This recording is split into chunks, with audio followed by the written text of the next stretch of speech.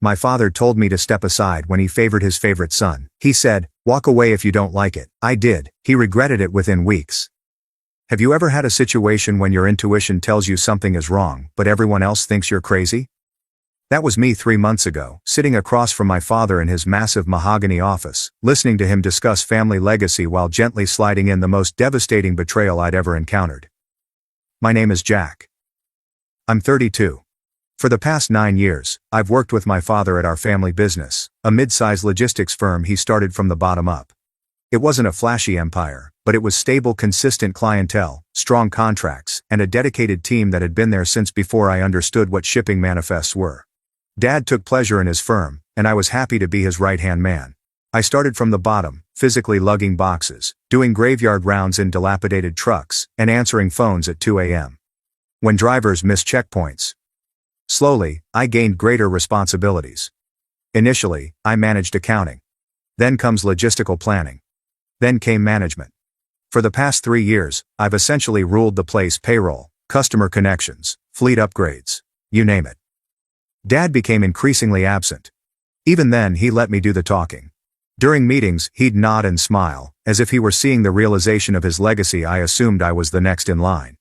I assumed he considered me as his collaborator, perhaps even his successor. It turns out I was only keeping the seat warm. The first red flag appeared on a Monday morning, folded neatly within, with an innocuous request. Dad instructed me to come in early before the squad arrived. Nothing out of the usual. We did that sometimes, particularly during high season. But this time, his tone was different, less collaborative and more rehearsed, as if he had prepared what he was about to say. I strolled into his office, coffee in hand, and he was already sitting, back straight, fingers intertwined on the desk. Across from him sat my younger brother Brandon, who had recently graduated at the age of 26 and had previously been more interested in Bitcoin and influencer marketing than logistics. "Jack," Dad remarked, motioning for me to sit. "We've been thinking about the future." I looked at Brandon, who gave me that crooked grin he usually had when he was faking his way through anything, the same grin he had when he forgot my birthday last year and claimed he had planned the SMS incorrectly. I nodded slowly and took my seat. "I want you to begin training Brandon," Dad continued. "Show him the ropes, including the accounts, systems, and customer connections. Eventually, I'd prefer him to take over operations while you focus on strategy." I recall blinking, not sure whether I heard that correctly. "Wait, take over operations? Like my role?" I asked. Dad leaned back. "Yes, you will ultimately manage the big picture, less hands-on. It is a natural transition." Brandon, still smirking, joined in. "Don't worry, brother. I will not screw it up. Only a little refresher is required. I should have said something right away. Should have laid everything out. But I did not." I nodded. I grinned. I played the good son. Then I left that office with my stomach in knots. I spent the following few days trying to make sense of it. Perhaps I misunderstood. Maybe Dad didn't intend it the way it sounded, but the more I tried to justify it, the clearer it became. This was not a joint plan. It was a demotion. Brandon was given my function without asking, and I was forced into some nebulous strategy position, whatever that meant.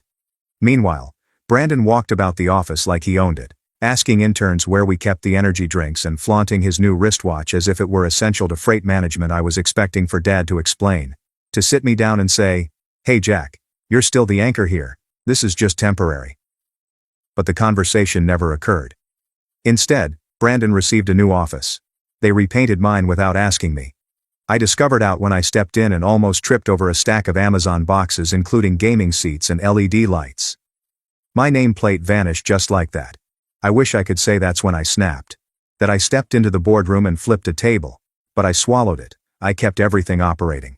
I arrived early, remained late, and answered questions Brandon had no idea he should be asking. I did the work because I adore the firm. Perhaps I didn't know who I was without it. The second blow was personal. Brandon lasted precisely 8 days before making his first huge mistake. He unintentionally terminated a long-standing contract with one of our oldest clients, Shannon Freight Lines, a family-run trucking firm that had been with us since high school. They weren't the largest customers, but they were devoted. Shannon stood firm every winter when other firms canceled their contracts due to inclement weather. They trusted me.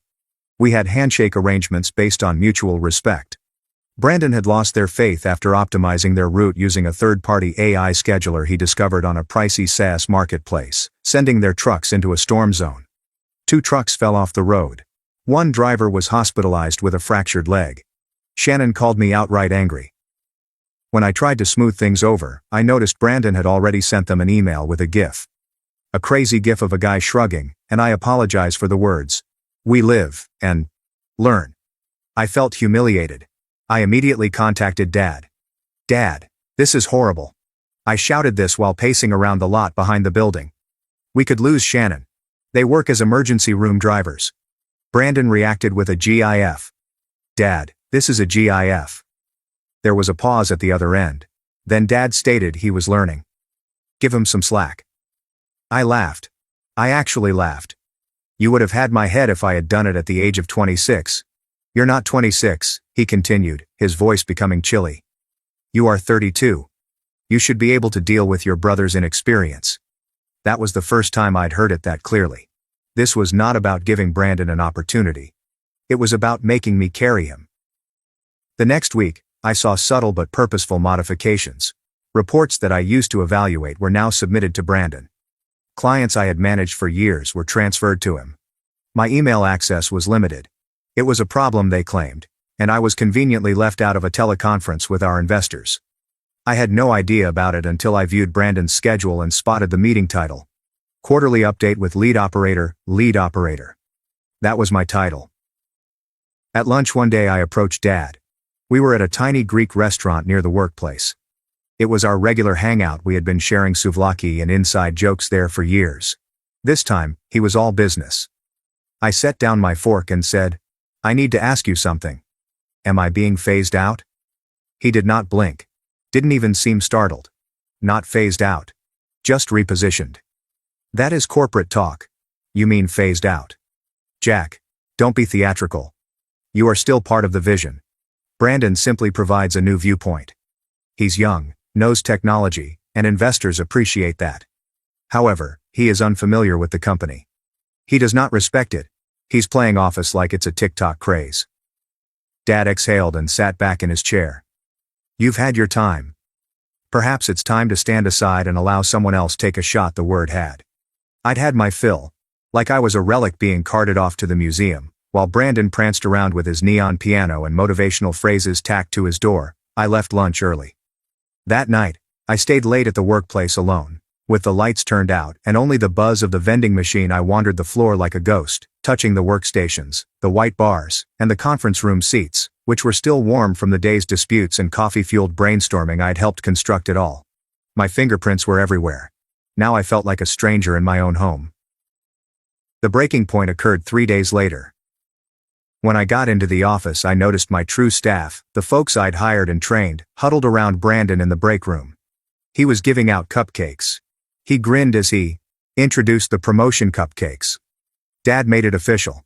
I am now the chief of operations. I blinked. When they spotted me, the room felt silent. Someone even moved aside, as if I had strolled into the wrong gathering. I was staring at Brandon. What? Oh yes. He grinned as if it were nothing Dad intended to tell you. It was a last-minute decision, but I am now officially in charge of operations. Pretty nice, huh? I did not move. Didn't say anything. I turned and walked right into my father's office. He looked up from his laptop, unsurprised to see me. You made him chief of operations? I inquired, my voice calm but quiet. You couldn't even look me in the eye while saying it. It would happen eventually, he said, closing the lid on his laptop. It's better to tear the Band-Aid. I shook my head. You don't tear a Band-Aid off someone who is bleeding out.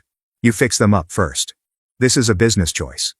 No, it is a family decision masquerading as a business decision, and you didn't even bother with the disguise. He stood and walked around his desk. Jack, if this is about titles or ego, then it is about respect. I pointed to the door. He never worked the night shift, never lost sleep because of a delayed shipment. He had no idea what net 30 phrases meant until this week.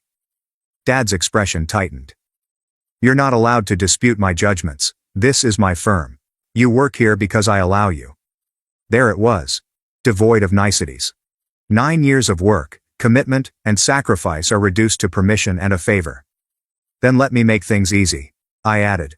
My heart was pounding, but I did not hesitate. I resigned. He raised an eyebrow. Are you serious? You said I had my time. Fine. Enjoy the future.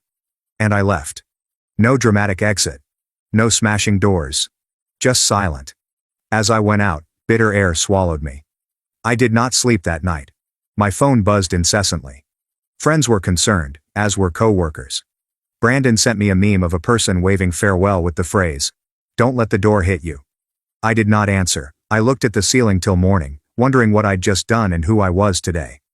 But the problem with being underestimated, or put aside, as in yesterday's news, is that people will ultimately stop watching you. They figure you're out of the game, so you make your move. Because the firm didn't operate only on spreadsheets and meetings.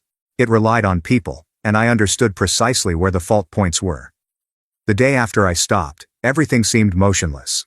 There were no meetings, calendar notifications, or Brandon playing lo-fi rhythms through the speakers at my old workplace. I sat at my kitchen table, wearing a hoodie, gazing at a cold cup of coffee and an untouched breakfast sandwich that I couldn't remember cooking. The stillness was terrible. I had spent the last 9 years waking up to fire drills and client calls. Now I was at home, unemployed, 33 next month, with no backup plan and no idea what to do next. I'd want to tell you that I leaped out of bed, inspired and determined to conquer the world. But that's a lie. To be honest, I spiraled a little. The first week was a whirlwind of Netflix, takeaway, and ignoring calls from individuals I wasn't ready to speak with.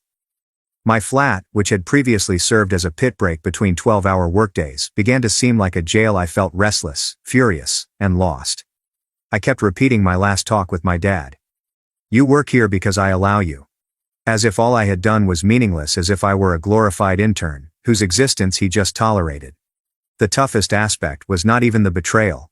It was an identity crisis. For several years, I was the company. People respected me and trusted me to make judgments.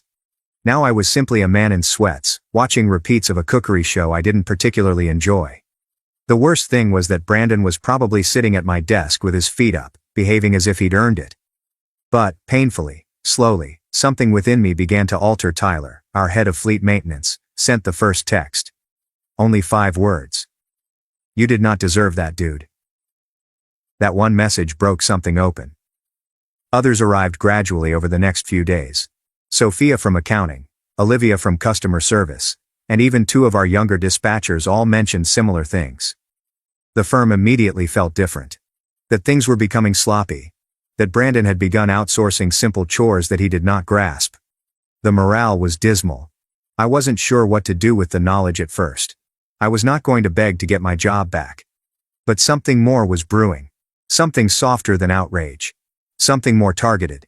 If they didn't want me at the table, I would make my own. The thought struck me about 2 a.m. On a Tuesday. I was laying awake, surfing through employment boards, when I came across an advertisement for a freight brokerage training program. I didn't need the program. I could teach it. But it sparked an idea. What if I did not attempt to join another company? What if I start one? The more I reflected about it, the more it made sense. I had a thorough understanding of the logistics sector. I knew where the inefficiencies were. I knew which customers were overcharged and which drivers were underpaid. I recognized who was being overlooked, who wished for better treatment, and who would follow me if I had something to give. I didn't need a building or a warehouse. Not yet. I only needed a laptop, a phone, and a plan. That night I started a blank document and labeled it Phase 1. I began reaching out gently. I was not attempting to poach anyone. Not yet. I simply wanted to know what people needed. I phoned Shannon Freight Lines first. They still hadn't renewed their contract with my father's firm following the disaster. Claire Sullivan, the owner, sounded exhausted when she picked up. Jack, is that you? She asked. It's me, I replied. Just checking in. I've heard about the driver. Is he okay? She exhaled. Broken femur. He's recuperating, but it'll be a long process. I paused. If you are still deciding on logistics partners, I am working on something. Nothing formal yet.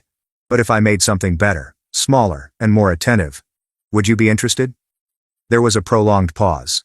Then you construct it, Jack, and I will be your first client. That was all I needed. I utilized my limited resources and a tiny personal loan from my undergraduate roommate, Adam, to form my own LLC. I named it Forge Logistics. It felt symbolic. I was not inheriting anything. I was creating something new from start. The following several weeks were terrible. I worked on a folding table in my little living room. There is no secretary, administrator, or expensive CRM software. Only spreadsheets, phone calls, and pure willpower. I formed agreements with independent drivers I met over the years. I used open source technologies to build a basic online site for tracking shipments. I handled every invoice, call, and client request. It was grueling, but it was all mine. The odd thing about starting afresh is that people begin to perceive you differently.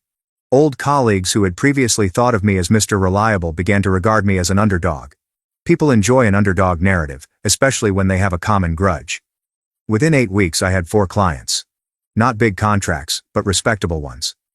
Companies that have been ignored during Brandon's leadership. One of them even gave me an email conversation in which Brandon attempted to utilize ChatGPT to create a shipping timetable and ended up with an entirely inaccurate freight route plan. I didn't laugh, but I did save a snapshot. However, it was not all victory. I made errors. One day I neglected to arrange a follow-up with a customer and almost lost the business. Another day, my Wi-Fi went out during a Zoom pitch, forcing me to deliver a presentation from a Starbucks parking lot in the rain. I learned the hard way that operating your own show required taking full responsibility for every triumph and setback, but that was the distinction today. I owned it.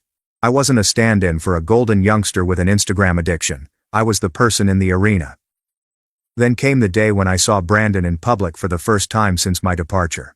I was walking out of a supply store, buying up ink cartridges for my printer, when I noticed him across the parking lot getting into his new Audi. He did not see me. Or perhaps he did but didn't care.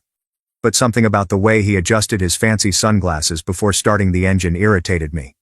He still believed he had won. I could have walked away, but I did not. Instead, I went back in my car, took out my notepad, and began jotting out a list. Not of people, but of systems, flaws, vendors that my father's firm had mistreated, clients who had fled, and drivers who had been burnt. I wasn't about to sabotage them. That was not the idea. The aim was to outwork and outlast them. Because while Brandon was busy refining his LinkedIn page and flaunting it at business expos, I was in the trenches. I was reconstructing from the ground up. And every contract I signed, every email I wrote, and every mile driven by one of my partner drivers moved me closer to what? To a day I hadn't allowed myself to envision yet. Brandon would eventually discover that respect cannot be inherited. That allegiance isn't automatic. That you can't simulate leadership with cupcake parties and job titles you didn't earn. And that attempting to replace someone who constructed the system without knowing how it works would inevitably fail. By month 3, Forge Logistics was not only surviving, but also flourishing. I had 8 regular clients, 2 part-time virtual assistants, and a close-knit group of freelance drivers who enjoyed working with me. We were not flamboyant, we didn't have neon signs or company-branded pens, but we were quick, reliable and honest. No AI-generated scheduling, no tone-deaf memes, and no stupid executives attending synergy meetings as trucks sat idle. I had systems. I had discipline. Most importantly, I had trust. And that's when I started to think big. It's not just about scale, it's about retribution. I had not prepared for it. Not at first. I actually hadn't. For the first 2 months after my departure, I was too preoccupied with getting Forge off the ground. I was in survival mode, trying to prove to myself that walking away wasn't crazy. But success has an unusual way of clarifying your view. And as the clamor subsided, all I could see were the fissures emerging in the empire I once served. It began with murmurs, faint gossip from my former co-workers who still checked in from time to time. Brandon was cutting shortcuts and outsourced too much. He recruited a social media manager before updating the old shipping tracking system. One of the drivers told me that he had to pay for a gasoline reimbursement since Brandon's team did not have the proper documentation, but the actual opportunity arrived 3 weeks later. I was having lunch with Sophia, an accounting legend, as sharp as a scalpel, and one of the few individuals from the previous business I still trusted. We had kept in touch. She hadn't chosen sides when I left, but she hadn't been afraid to summon Brandon, a puppy attempting to manage a farm. We met at a little ramen restaurant halfway between her office and my apartment. She appeared fatigued and anxious in a manner I hadn't seen before. "Things are bad," she explained, hardly allowing me to sit down. "And I mean bad. Bad." I raised my eyebrow. "Worse than the Shannon Freight Line catastrophe." She did not laugh. That concerned me. They lost 2 significant contracts last week, One of them was Birchwood Construction. Brandon promised them a fleet upgrade that he could not provide. And guess what? They pulled everything full exit. Birchwood, I said, shocked. That's 30% of Q2 revenue. Sophia estimated that if imported supplies are included, the figure approaches 40%. Do you know who Brandon blamed? I didn't respond. I already knew. Me, she stated plainly. I stated that I overestimated the financial allotment for equipment refreshment. Never mind that I had warned him 3 times in writing. He emailed the emails to Dad, but erased the cautions. I gazed at her. He edited your emails. She nodded. And your father believed him. He at least pretended to. That's when something clicked. They were not just in over their heads, they were desperate. That night I sat at my desk for many hours, phone face down, gazing at a spreadsheet. Not a financial one. A list of individuals, trends, and pressure spots. It was time to cease surviving. It was time to strike, but not foolishly or passionately. If I was going to take down the empire that had thrown me aside, I needed to be smart and surgical. So, I began laying the groundwork. The first stage is information. I already have a reliable network. Former clients, former co-workers and even vendors were tired of dealing with Brandon's influencer energy, as one supplier put it. But I needed more than complaints. I needed leverage. So I reached out to Marco. Marco has been the company's chief systems administrator for more than a decade. The quiet guy usually wore the same gray hoodie. He was also severely underpaid and almost invisible to the new leadership.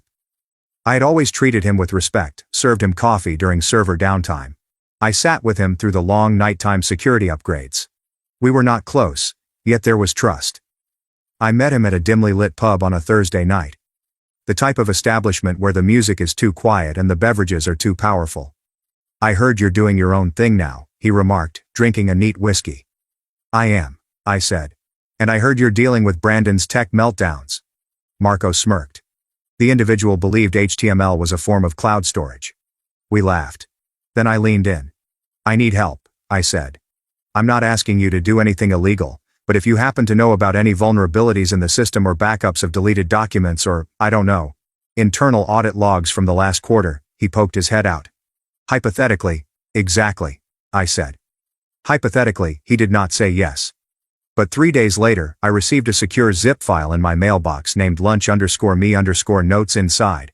Gold exported email chains, transaction locks, client communication, mistakes hushed up, promises made but never kept, and even a voice recording. Brandon yelling at someone over the phone, calling a client a boomer with trucker brain because they dared to challenge his modernism. I haven't done anything with it yet. That was not the point. The goal was control. The next phase, clients. I began having quiet coffees, dinners and parking lot conversations. No pressure, no pitches. Please let me know if you ever need something different. Some were curious. A few people were already familiar with Forge. But what I needed was a tipping point, which came from an unexpected source. A lady called Natalie Haynes. Natalie was the procurement manager for a medium-sized agricultural supply chain where I had previously worked. She was outspoken, aggressive and resistant to corporate crap. We had a disagreement once over a late shipment, but we settled it properly, which she respected. She phoned me out of the blue. I heard you weren't dead, she said. Not yet, I said. Trying to stay that way. I have an issue, she added. Your brother promised me a 3-day turnaround for animal feed supplies. I took 6. Then he had the audacity to propose that we adjust our expectations since he was altering the paradigm. What exactly does that mean? It implies he's drowning, I explained. And he's pretending it's performance art. She laughed. Then without hesitation, email me your pricing. If you can promise delivery in 5 days or less, you've got our business. That was the crack that I needed.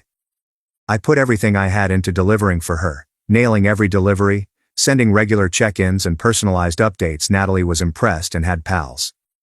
Within 3 weeks, 3 of her industry connections called out.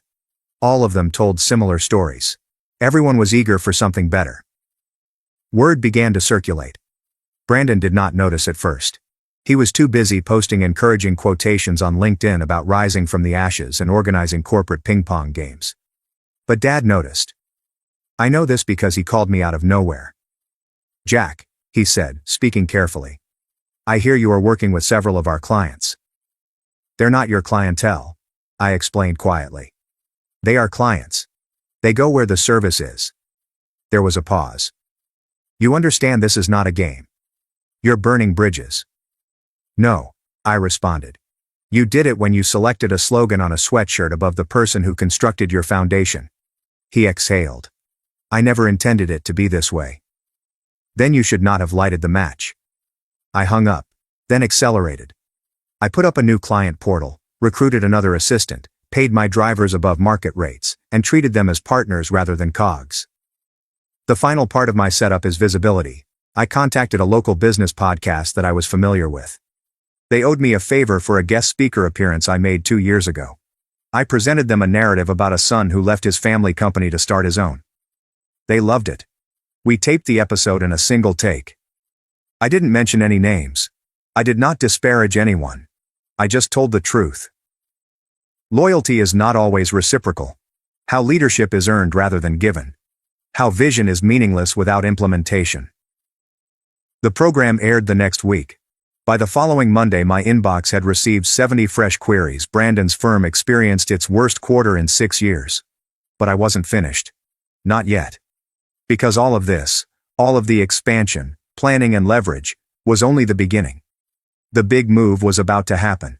And this time, it wasn't for business. It was personal. It happened on a Tuesday, and it was not an accident I selected that day on purpose. It was midweek, calm, and came immediately before my father's company's quarterly review meeting. The exact type of meeting I used to run. Brandon once failed to arrange a meeting until 15 minutes before it began, which he blamed on an email filter issue. It had been 8 months since I walked out of that office with nothing but pride and a resounding quiet in my chest. 8 months of starting from zero, watching Brandon bumble his way through my former role, burning bridges quicker than he could build them. Dad stood behind him, arms folded like everything was okay. But suddenly something was extremely wrong. Forge Logistics had burst. We were no longer the scrappy underdogs, we were the genuine deal. 20 clients, a warehouse lease in the works, 2 modest delivery fleets under contract, a devoted team of dispatchers and planners, and a reputation we did not promote. We did not need to. Our work speaks for itself. Brandon's firm, which was owned by his father, was bleeding. They had lost about half of their long-term contracts. 2 important investors had backed out. Their driver retention was the lowest it had ever been, and their books were disorganized. Brandon couldn't fathom the convoluted web of overlapping vendor agreements, variable payment conditions, and sloppy invoicing. They were vulnerable, but I didn't want to kick them while they were down. Not in an apparent way. I preferred something more lyrical. So I asked my dad to lunch. He was astonished to hear from me. I did not anticipate this. He stated this when we sat down at the same Greek restaurant where we'd previously had dozens of meals and where he told me I'd had enough. I thought we should talk, I remarked nonchalantly, biting into my euro. See how things are going, he said softly. Brandon has been adjusting. I did not react. I flashed him a tight-lipped smile. He looked up. I've heard about Forge. You are doing great. Better than well, I answered. We are growing. He shifted uneasily. I could see it in his eyes. The creeping awareness that I was not here to recollect. I was there to show him I wanted to provide something. When I mentioned a way out, he raised an eyebrow. A road out of what? Your mess, I replied bluntly. You lost more than $1.5 million in contracts this quarter. Your investors are nervous. Your employee churn is hurting you. Operational consistency. And Brandon is not a leader. He is a liability. His jaw tensed, but he did not interrupt. I am willing to buy out 2 of your largest remaining accounts. They have already approached me, by the way. They simply didn't want to jump without knowing how clean the split would be. I'll make it as painless and generous as possible. You can take the cash and rearrange what remains, whether to rebrand or not. It doesn't matter to me. You're trying to gut us, he remarked quietly. No, I responded. I'm giving you a chance to save anything because if I wanted to gut you, I'd simply let Brandon continue. We sat silently for a moment. My father looked at me, actually looked at me, and for the first time, I noticed something in his expression that was not arrogance or contempt. I saw dread, but he was not prepared to accept defeat. Not yet. I'll talk to Brandon, he responded stiffly. We will take your offer into consideration, I said, nodding. Do that, but I already knew he wouldn't. So I prepared for the final push. It started with the leak. I forwarded the materials Marco had provided me, including the damning email chains, transaction logs, and audio recordings, to one of the remaining investors, but not anonymously. I signed my name and added a cover letter in which I gently expressed my worries about mismanagement, incompetence, and ethical red flags that jeopardized not just operational success, but also legal stability. The investor replied within hours. "Thank you for your transparency," he wrote. "We will perform an internal audit promptly." The following morning, 3 top staff members quit. Brandon shared a vague, optimistic LinkedIn status about reorganizing with purpose. The next week, 2 additional clients jumped ship and joined Forge. Then came the board meeting. I wasn't invited and I didn't need to be there. Sophia was. She texted me after it was over. "He's gone. They are eliminating Brandon from operations." The board voted 4-1. I looked at the message for a long time. Not because I was startled, but because of the one individual who continued to vote for Brandon. Dad went down with the ship, even though it was already taking on water. But Brandon didn't leave quietly. 3 days later, he arrived at my workplace. He stormed in like a comedy character, crimson in the face and virtually vibrating with rage. My crew halted mid-call, taken aback by the interruption. I stood quietly, motioned for him to enter the corridor, and then closed the glass door behind us. "You think you've won?" he snarled. "You think this is yours now?" When I looked at him, all I saw was a youngster drowning in a pool he had never been trained to swim in. "I don't have to think it," I said. "I constructed it. You attempted to play founder and were buried inside the first 8 months. That's not winning or losing, it's just reality. You sabotaged me." "No," I said quietly. "You sabotaged yourself. I just stopped saving you." He opened his mouth to respond, but I turned and walked away, leaving him standing there in a stillness thick with defeat. Following then, the repercussions spread quickly. The audit results were made public within a month. Investors sued for deception. Customers requested reimbursements. Vendors cut ties. Dad attempted to restore control, but the damage was irrevocable. They sold everything they could, reduced the workforce to a skeleton crew, and the firm was closed within 3 months. There were no news releases or headlines, just stillness. Where a firm had existed, there is now a ghost. I did not dance on the grave, post cryptic social media remarks, or brag during interviews. That was not the point. The goal was clarity, freedom, and truth. One evening, I sat in my new workplace, which was actually a genuine office rather than a folding table. There was laughing outside my door, as my crew shared refreshments and stories. My whiteboard was full with ideas, expansion plans and client names that I had worked hard to get. My phone vibrated. It was a message from Dad. I did not know how to let go. "You were correct." I was simply not prepared to acknowledge it. I gazed at it for a time. Then I flipped the phone face down, relaxed back in my chair and grinned because I was no longer craving his approval. He has a legacy. Now I had mine, and I constructed it from scratch. That was the true win, and I've never looked back.